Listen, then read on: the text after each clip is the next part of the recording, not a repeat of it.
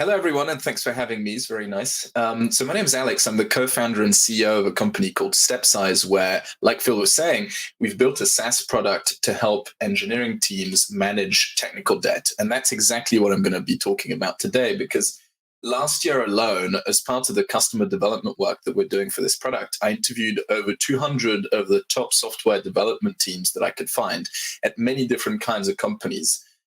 And that has fed into this talk and all the ways in which we've developed the product, right? But generally speaking, I've been working on products to help engineering teams ship better software faster for over 5 years now. We raised millions of pounds to finance that. So what I'll share with you today are the lessons I learned from the best people in the business about how to manage technical debt, which is another way to say about how to ship quality software at pace. Now, first of all, I want to talk about what technical debt is and why it exists. I assume that you all know the metaphor based on financial debt. There are many definitions for tech debt, most of which work really well, but this is my attempt at simplifying them. I say that tech debt is code that you've decided is a liability. It's all that extra unnecessary work that you need to do to get your software out the door. And I love this comic by Monkey User, which does a great job at illustrating what technical debt is. So the team's digging that tunnel so fast, but they forgot to get rid of all the rubble that they dug out. And a bug is causing water to leak into the tunnel, but they're stuck in there because of technical debt. They won't be able to do anything about the bug and might even die in there. It's a bit dramatic, but that's technical debt and what it can actually do to a business. Now let's chat about why technical debt is even a thing and why we can never seem to avoid it no matter how hard we try. That's because software exists in a world of uncertainty. This is a quote by Martin Fowler, who in my opinion wrote the best blog posts about technical debt, so I encourage you to go read them. But essentially, tech debt exists because the code that we write to solve a problem is based on our current understanding of that problem. It sounds super obvious, but let's unpack it a little bit. What it means is that even if the perfect engineers found the perfect solution to a problem and coded it perfectly, their understanding of the problem will evolve and quickly, right? But left unattended, the code won't. And that means that our code will soon no longer be appropriate. And it happens all the time and much, much faster than you think, especially in high growth environments. And talking about this, something else to consider is that it's often the case that it can take up to a year of programming on a project before you understand what the best design approach would have been. That's another quote by Martin Fowler in his piece on the technical debt quadrant, which we'll speak about afterwards.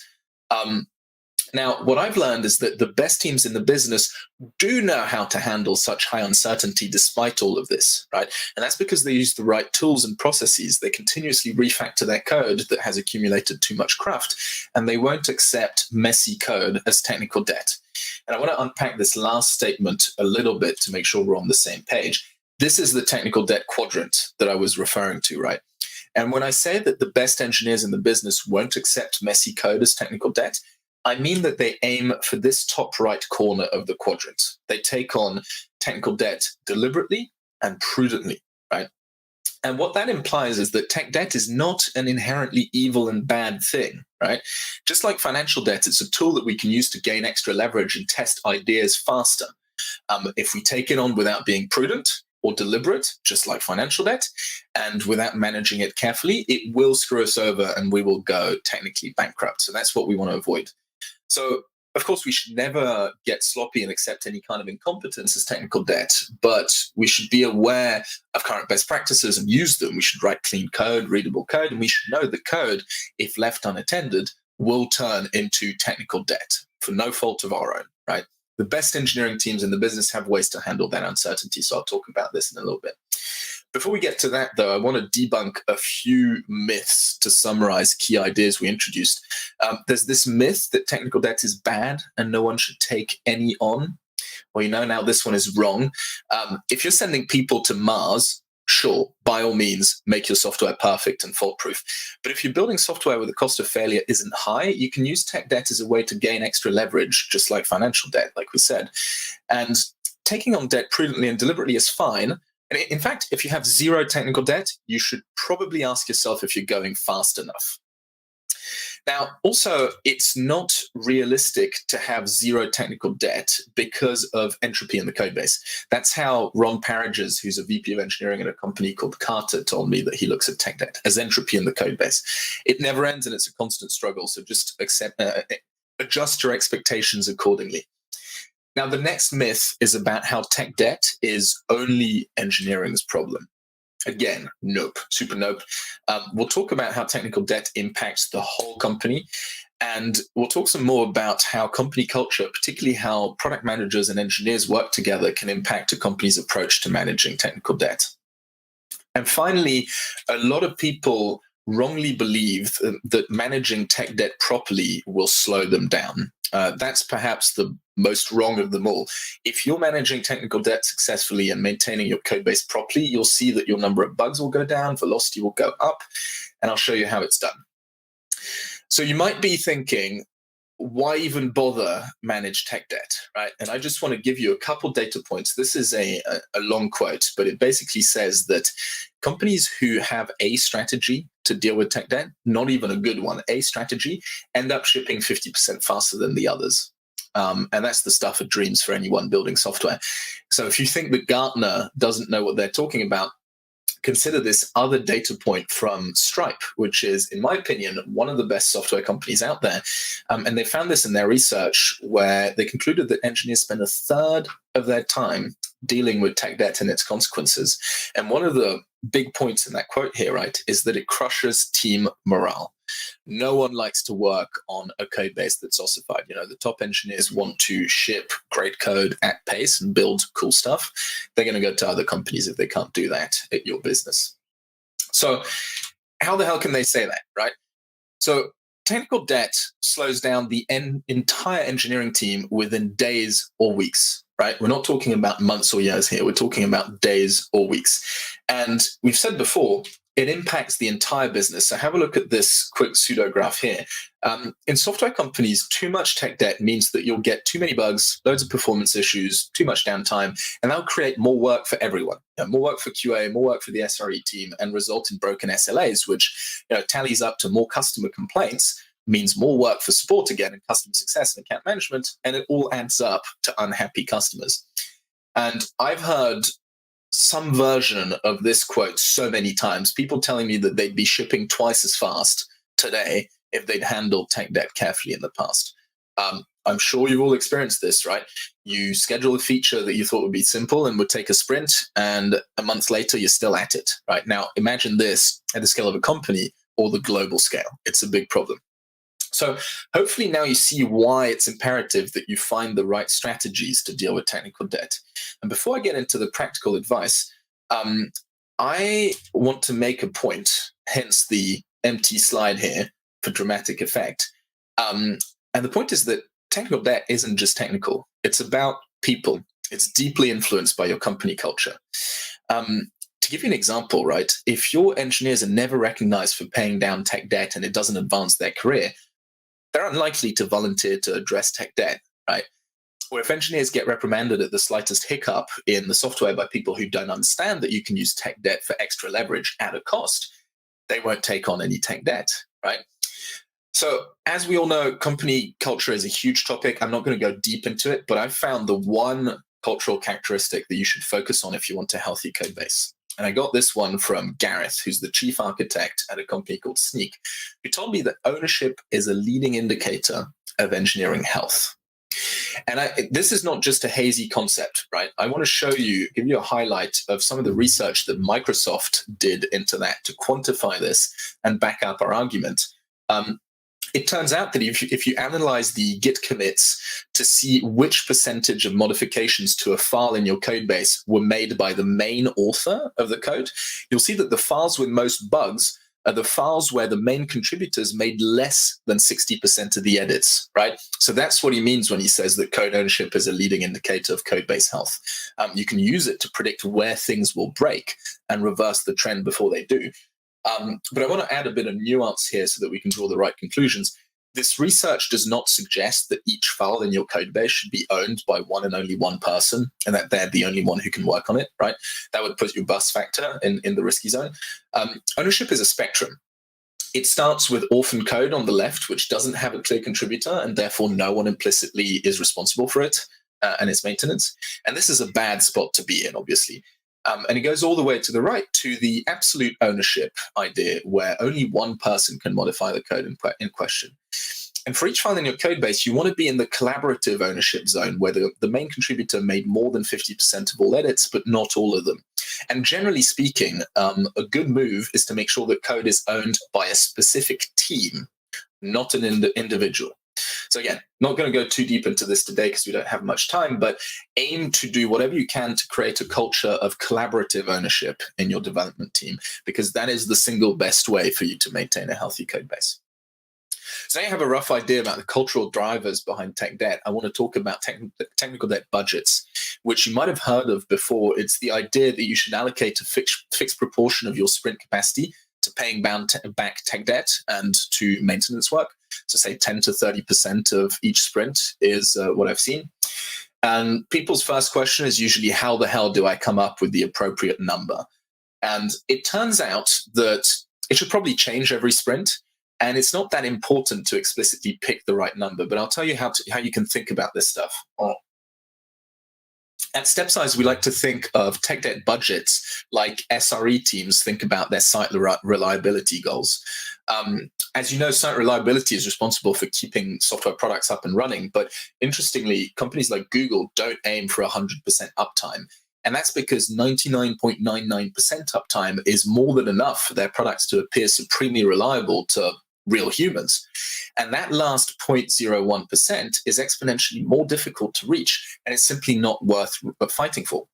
So consequently, if that means that it allows for them to have 52 minutes of downtime per year, Google will want to get as close to that number as possible. And anything less than 52 minutes of downtime is a missed opportunity for taking extra risks and delivering more ambitious features to their customers faster.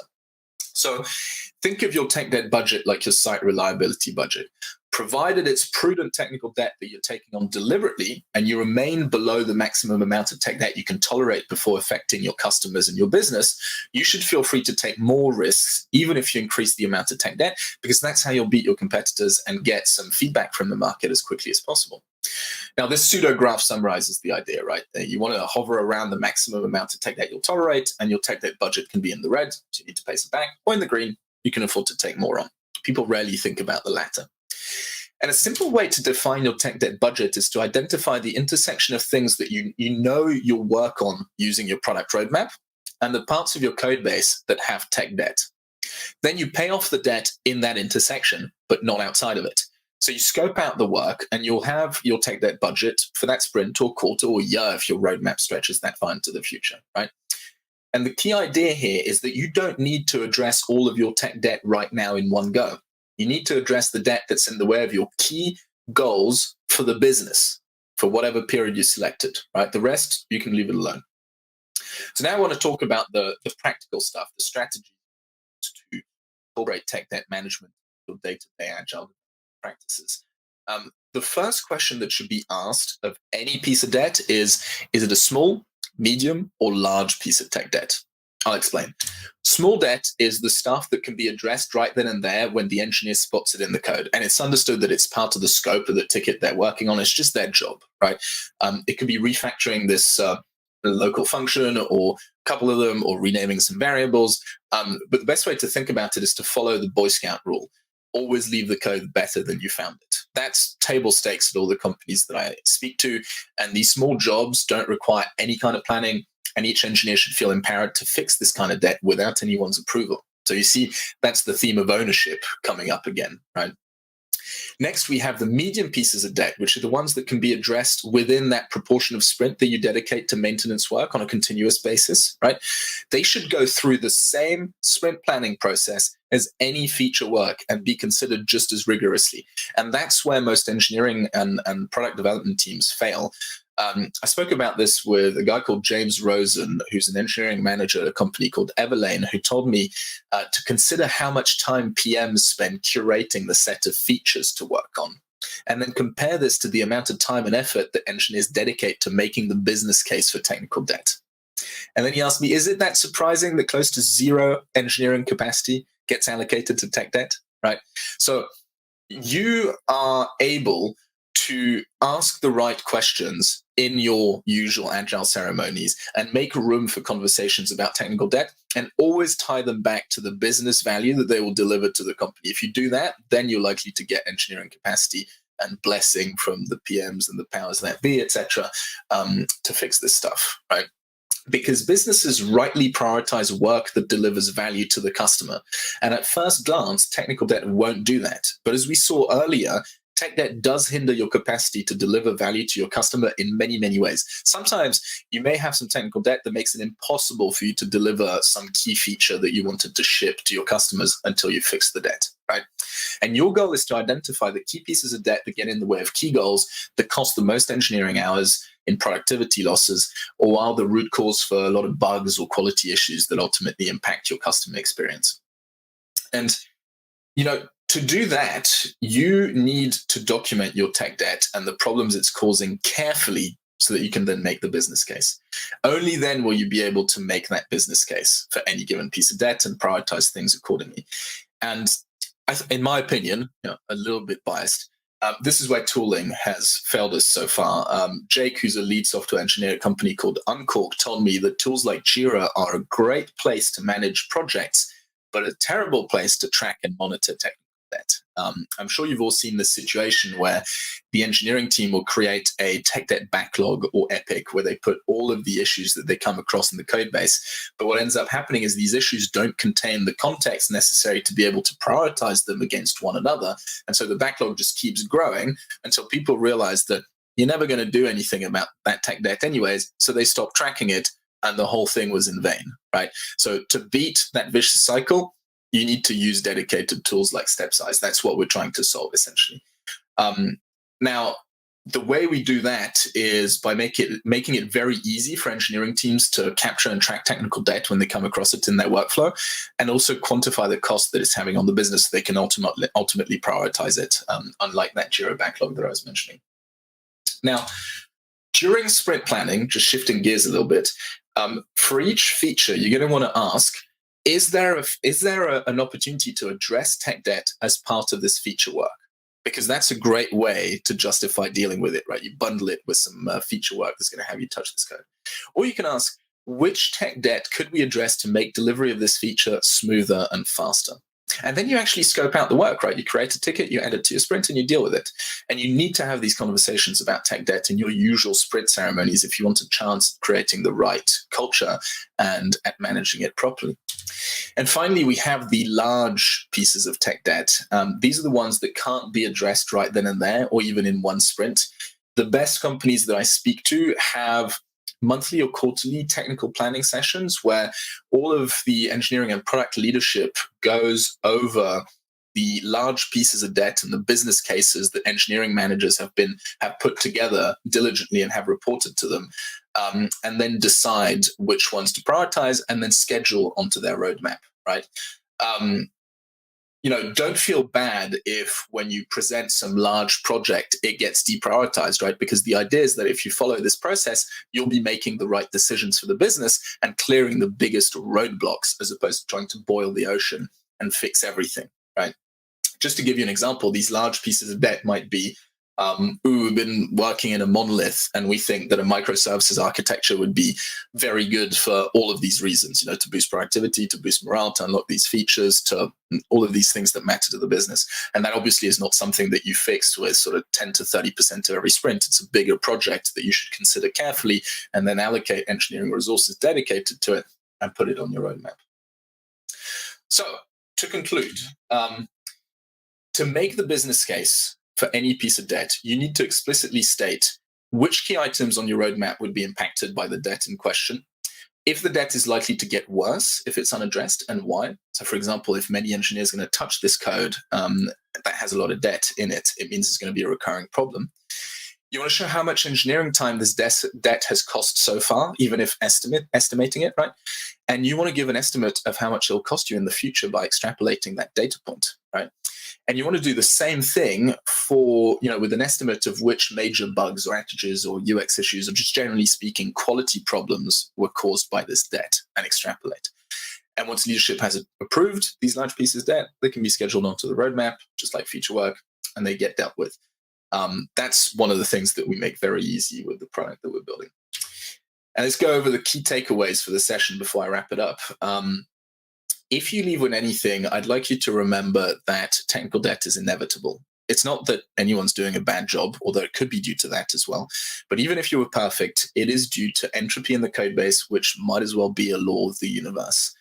But importantly, you can use tech debt to gain extra leverage and beat your competitors, so long as you're taking it on deliberately and prudently. But you also want to make sure that you manage technical debt carefully, because if you don't, it will come back to bite you. And the best way to manage tech debt properly and maintain a healthy code base is to create an engineering culture of ownership, like we discussed, to include tech debt in all of your agile ceremonies and processes, and to use StepSize. So, like I said, we built this SaaS product that's all about helping you do these things exactly. The engineers can identify tech debt that will get in the way of their roadmap and address it before it does. They do that thanks to the integrations that we have with, editors like JetBrains, for example, and VS Code and whatnot, so that they can report tech debt and its cost to the business without ever leaving their workflow. And you would then use all of that data to be able to prioritize your technical debt accordingly, right? And only fix the big items that are in the way of key things on your roadmap and key things for your business. You can start using that product for free. We recently introduced a free tier. And I encourage you to follow us on Twitter. I'm on Alex Omeyer at Alex Omeyer. You can email me at alex@stepsize.com. And you can follow StepSize on Twitter at StepSizeHQ, where we share the latest and best content regarding tech debt, software maintenance, and the best memes in the business as well, if you ask me. So thank you for listening. Maybe we have time for a bit of Q&A. So back over to you, Phil. Thank you, Alex. That was excellent pay down of all your accrued debt there. Cheers. there are a couple of questions. Interesting enough, they did come up almost exactly the same time to do with the code ownership. Yeah. First one from Anton. Do you have a link for the Microsoft code ownership versus bugs study? I can find it for you. I don't have it right there, but if there's a way, if you want to drop me a line on Twitter, LinkedIn, email, or whatever, I'll plop it over to you. It's really so what I'll do is I'll add it to the discussion on the meetup page. So Anton, if you look through there, when I get that, I'll put that up. Thank you. The other one, also to do with the ownership, was does the ownership correlation depend on the development approach? For example, does a strong pairing or mobbing culture reduce the significance of ownership in the defect count? That's a good question. It is not, as I recall, something that they looked at in the research. So anything that my answer would be anecdotal.